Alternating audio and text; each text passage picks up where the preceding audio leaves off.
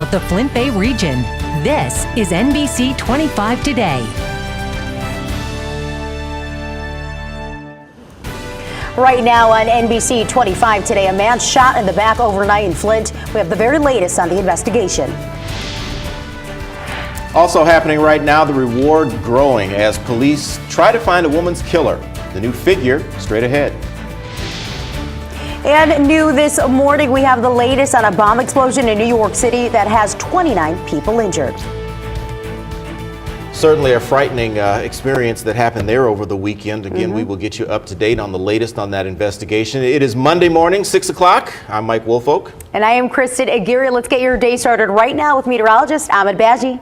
Good morning, everybody. Here's what we got going on in the forecast ahead. You want some heat? Well, we've got plenty of it as we jump on into the week ahead.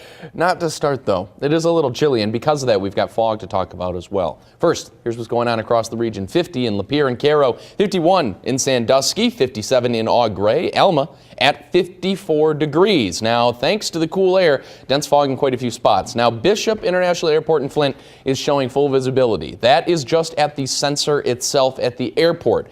Outside of Flint, outside of downtown, we actually have some pretty good fog still building on through there. Please drive safe and slow. Visibility for Futurecast shows it breaking apart by 11 o'clock this morning. So only into the mid to late morning will we actually have that fog finally breaking apart. 80 degrees in the Midland area today. Bright and sunny throughout the day. Not too bad at all. Far above normal by about 10 degrees. Looking at 82 for your high in the Flint area. Breaking it down all the way through the day there. By the time we get past 7 o'clock, that's when the sun begins to set and we've got actually a mild night out ahead of us. We're talking about the bus stop forecast, how it actually looks for humidity this week, because we have to still talk about that. And our first day of fall, that's coming up. All right, thanks, Simon. Moving up on 602 now. New overnight, a man is recovering this morning after taking a bullet in his back. Now, this shooting happened on the 5700 block of Susan Street. That's on Flint's north side. Officers got the call just before 2 this morning. Now, Flint Police Lieutenant Devin Bernritter tells NBC 25 the victim is awake and is alert this morning. Michigan State Police and Genesee County Sheriff's Department also involved in the investigation. Police right now do not have any suspects. Stay with NBC 25 News on air and online. We will update this developing story throughout the day. Also new this morning, another increase to the reward for information on an Oakland County woman's death. It's now $7,500. Now, this is the second increase in less than a week. Police now trying to find the person who killed Alexandra Bruger of Holly Township. Now, she was jogging in Rose Township when someone shot her.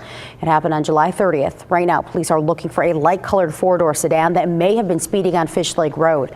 Anyone with information should call Crime Stoppers. Meanwhile, in the UP this morning, rescue crews still searching for 3 people who didn't return after a weekend fishing trip. A 9-year-old boy is among the missing. Now, the search is happening in Chasewell, which is in Houghton County. Police say a father, son, and another man went fishing in a 16-foot boat. Now, they left from the East Portage Canal at last report. Their boat, trailer, and truck are still at the marina. State and local police, along with Coast Guard, are involved with that search. Meanwhile, happening today, teens across Genesee County will begin 21st century leadership training. If your teenager needs a job or simply needs help building confidence, Teen Quests just might be a good program for them.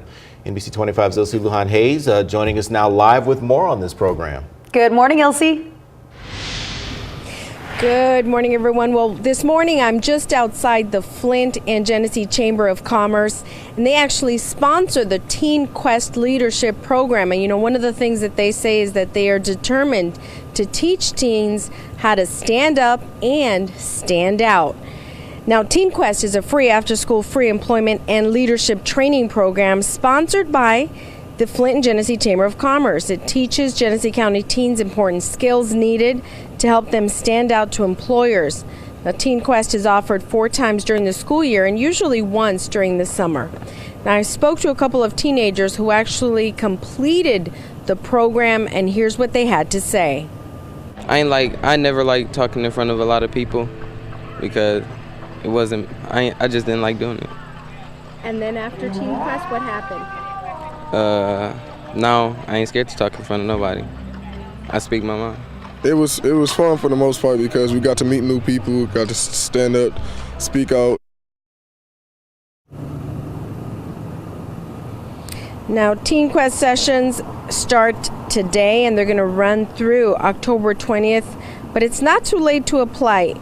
If you'd like to make or take a session, rather, you can head to NBC25news.com a little later to get an application. Now, we also want to let you know that coming up in a little bit, we're going to be talking to the woman who is behind the program. Live in Flint, Elsie Lujan Hayes, NBC 25 News.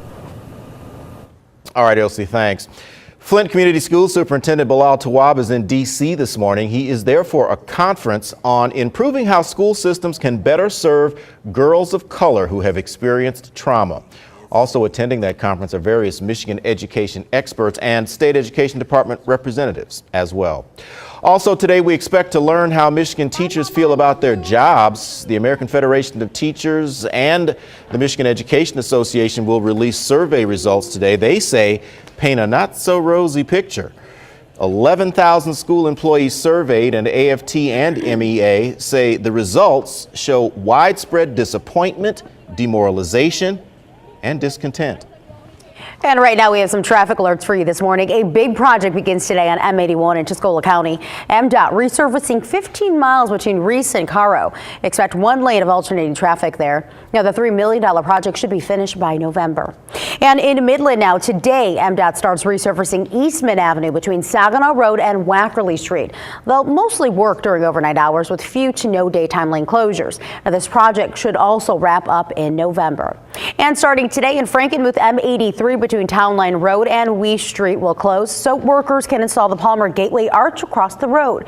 Crews will work on weekdays on M83, and they'll reopen on weekends. This project should take about 3 weeks. They better get everything in now because construction season.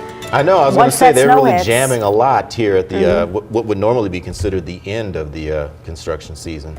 Ahmed, what's happening outside? Well, we got some fog still moving on through this morning. Temps a little on the cool side, and that's kind of helping that to build on through. But by the time we get to the afternoon, it looks fantastic. Here's what we got going on right now across the region. First, if you have allergies, weed allergens at slight to moderate highs for the weeds. Obviously, that's the little bit of a downside.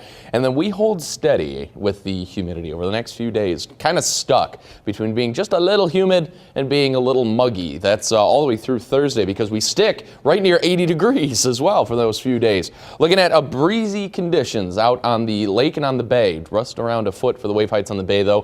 1 to 2 feet once you get the full lake to be able to be hit with the wind. That's out on the middle of Lake Huron there. Now, as we jump on into the afternoon, the sunshine takes over. Fog this morning, though, as the kids head off to school and as you head off to work. 82 degrees there for your high today. The afternoon looks amazing. Rain does not return until we get into the late overnight period. It hits Grand Rapids first and takes forever to truck across the state. We're going to break that down hour by hour in our Futurecast model ahead and take a look at the temps ahead as well because we got a little bit of an up and down to talk about. That's coming up. Also coming up, another East Coast bomb scare. We have the latest from New Jersey for you up next. Your time right now is 6:08. See you back here in a couple minutes. You're watching NBC 25 Today with Mike Woolfolk, Kristen Aguirre, and meteorologist Ahmed Badji.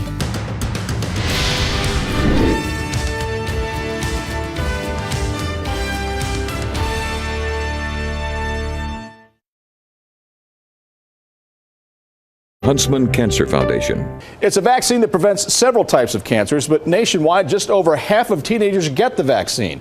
More than 4,000 people die every year from HPV-related cancers, but officials say those lives could be saved if more teens were vaccinated. This vaccine could prevent up to 30,000 cancers per year in the U.S. that are HPV-related. Staggering numbers for cancers that could be prevented. We have around 4,000 deaths each year due to cervical cancer. Deanna Kepka, a population scientist at Huntsman Cancer Institute, says every year only 56% of teens are vaccinated. You would ask any cancer survivor if they had the opportunity to have received a vaccine to prevent their cancer, they will say yes. But why are so few teens vaccinated? Kepka believes it's because the vaccine also prevents against a sexually transmitted infection. And I think when you're asking a parent of an 11 and 12-year-old to think about a sexually transmitted infection, they want to shy away from that. I certainly know that that stigma is there, and makes it really challenging. Chris Jensen is a dad to 3 teenage boys, but he says when it came time to vaccinate, I wanted to give them a basic insurance against a particular cancer. He says he's focused on protecting his kids. We put sunscreen on them, why not vaccinate them? Kepka says if more teens were vaccinated, it could save lives. Cervical cancer could be a rare occurrence in the United States in 15, 20 years. For more information, visit huntsmancancer.org.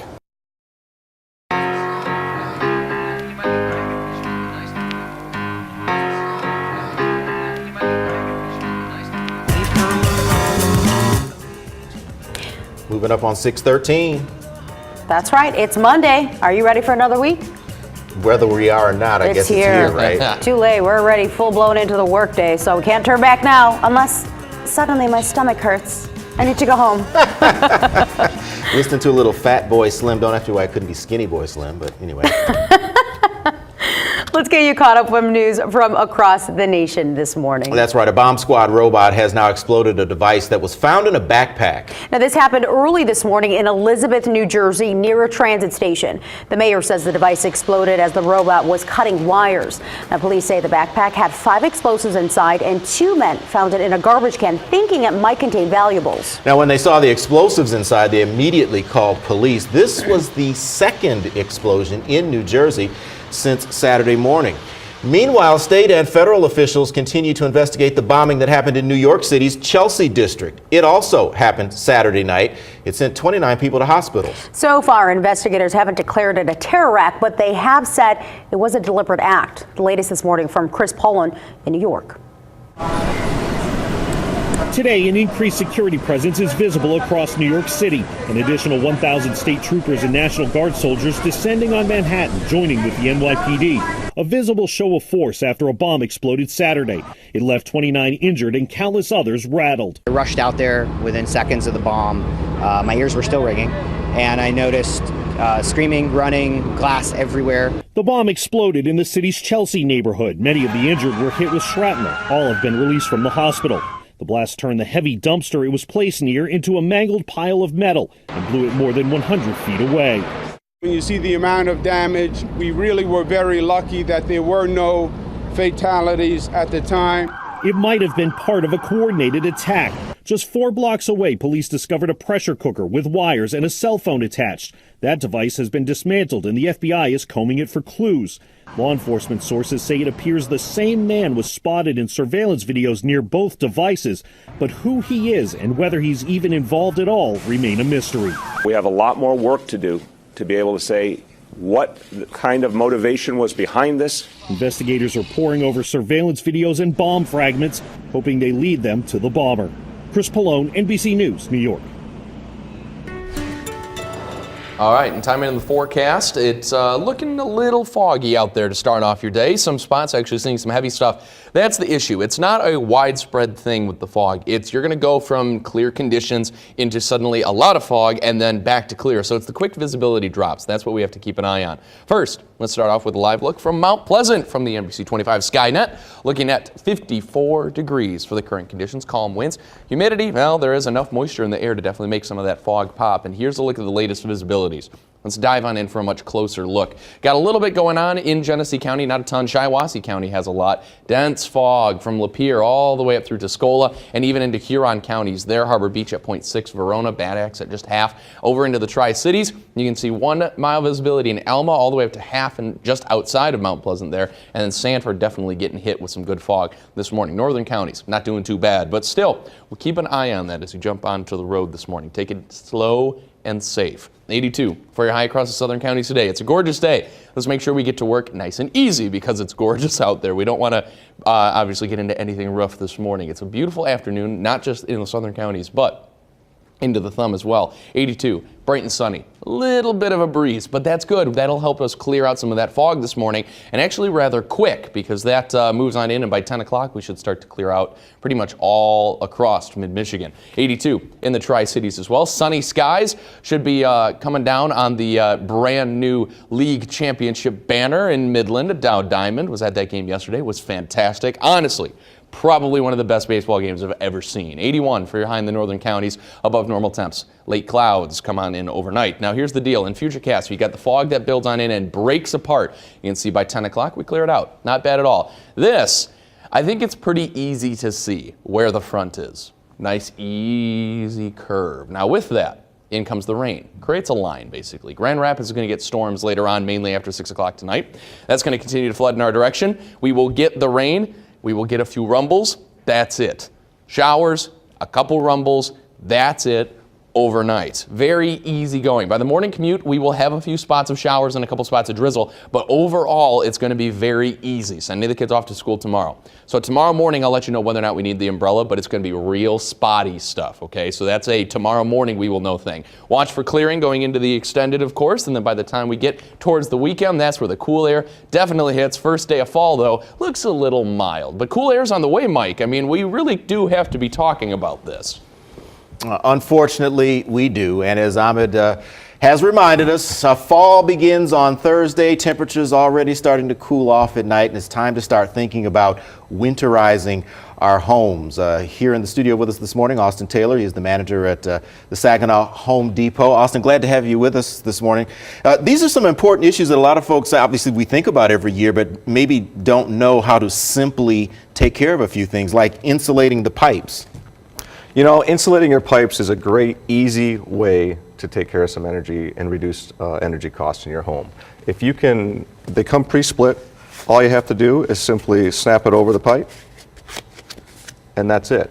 Doesn't take any calculating, a couple simple measurements, a knife, and you're good to go. Now, can that also help with like preventing freeze-ups and everything during the winter as well? Absolutely. Not only does it help keep the hot pipes hot and it makes those morning showers that much more comfortable, it also prevents those pipes from freezing in the winter and gives them another layer of insulation. And then talk about water heaters, also insulating those as well. Absolutely. So another great easy solution to reducing your energy costs. Your water heater is the second highest energy consumer in your home outside of your furnace and air conditioning, and it just adds another layer of insulation on that water heater, again helping maintain those water temperatures for those morning showers on those cool mornings. And then there are also always those simple things you can do to save energy year-round, like changing out your light bulbs to the most efficient form now. I guess that's LED now, right? It's all about LED now. So gone are the days of the simple light bulbs. It's all LED, and not only do they look like regular bulbs, they work like regular bulbs. If you can screw in a light bulb and unscrew a light bulb, you can take care of this project on your own.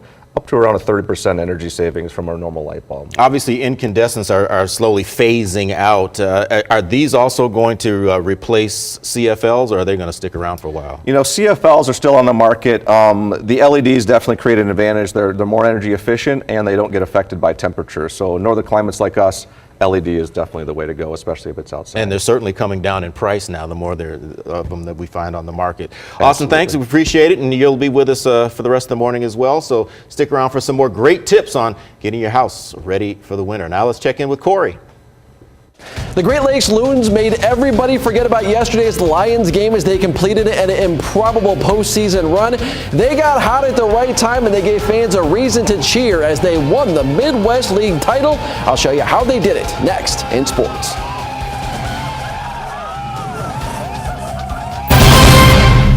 The start of the football season has taken the attention away from the end of the baseball season, but folks in mid-Michigan have received a special treat over the last 2 weeks as the Great Lakes Loons have made their way through the playoffs and into the championship series. The playoffs weren't the only race in town. The baby races, some of the best television you'll see all afternoon. We'll take it up in the bottom of the first. Clinton's Dalton Kelly makes the catch of the day in left field, taking a hit away from the Loons. That's about the only defensive highlight we saw on the day. We'll go to the top of the second. Clinton has Alex Jackson at the plate, and he crushes this Yadier Alvarez pitch over the wall and out of the park. Literally, the Lumber Kings led 1-0 at that point. In the bottom of the second, the Loons would fire back with their big first baseman. That's Matt Jones, and he gets a pitch to his liking. Jones singles to right, 2 runs coming to score, and we are tied up at 3 apiece. Jones 4 for 4 on the afternoon. Bottom of the sixth, Logan Landon, been one of the guys spearheading the charge at the end of the season. He laces a double into the corner. corner and left. 2 more runs coming to score. It's a 5-run inning, and the Loons took a 9-7 lead at that point. They would hold on to win the game 9-8. For more coverage on this game, you can log on to our website at NBC25news.com. That's going to do it for sports on this Monday morning. I'm Corey Kopic. 6:25, time for this morning's Hot Topic. Now, it was a mix between old favorites and rising young stars during the 2016 Emmys. Here are some of our favorite moments. There you go. All right. Yeah, quite a broadcast last night. Jimmy Kimmel, of course, serving as host. First thing he did, hand a trophy to Transparent star Jeffrey Tambor, who later won a second Emmy for playing actually that was his second Emmy for playing a transgender woman. Then history was made as Julia Louis-Dreyfus won her 5th consecutive Emmy for the political comedy Veep, and after a lighthearted apology for helping create, quote, the current political climate, she ended her speech with a heavy-hearted tribute to her father. Yeah, he actually passed away on Friday. This was one of my favorite moments of the night. But of course, the big winner of the night, the People versus O.J. Simpson, great limited series.